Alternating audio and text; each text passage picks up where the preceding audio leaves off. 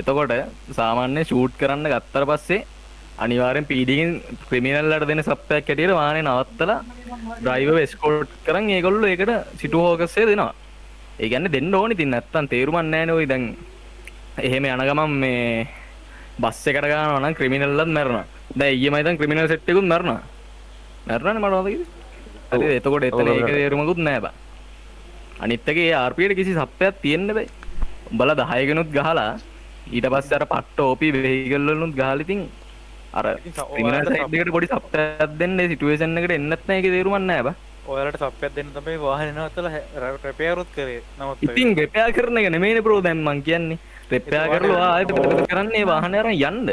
එතන නෙමෙයි ඒක වෙන්න ඕනේ. ඔයාලා අරන් ඒ සිටුේෂන් එකට එන්ගේජ් වෙන්න ඕනේ ඒක. එහෙම වෙන කිසි සිටි එකක මන් නම් දැකලා නැහැ බා. එතන මොකක්ද හරියට උනේ මේ මෙයා වා හිටියේ නේ එතන. මං හිටියා. මෙයාලා ජේල් බස් එකට ගැහුවා පාලම හරි. හරිද? ඒකට පස්සේ රෝදයක් ගියා.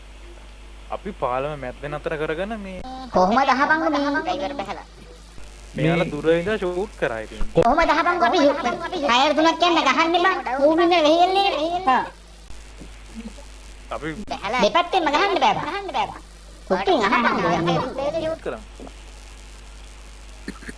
සුප්ටි මේක අහපන් මෙහෙ ඩිවයින් එකේ එහෙම නීතියක් දාලා නැහැ හරිද?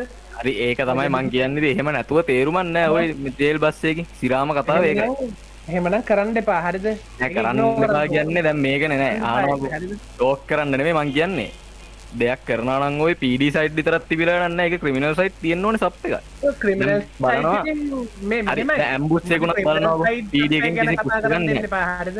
මෙහා පොඩ්ඩකින් ඉන්න. මේ ක්‍රිමිනල් සයිඩ් එක ගැනයි PD සයිඩ් එක ගැනයි ඔයා කියන්න දෙන්න එපා මෙතන. දෙන්න පුළුවන් සපෝට් දෙන විදිහේ මේක ඔක්කොම මිනිස්සු දන්නවා අපි. අන්න ඔය සිරාම එක. එහෙනම් බොරුවට සෙල්ලම් කරන්න එපා මේක. බැලන්ස් එක අපි කරන්න. එහෙම සෙල්ලම් කරන්න බැරි නම් මල්ලි එපා. ඒක මට කරන්න දෙයක් නෑ.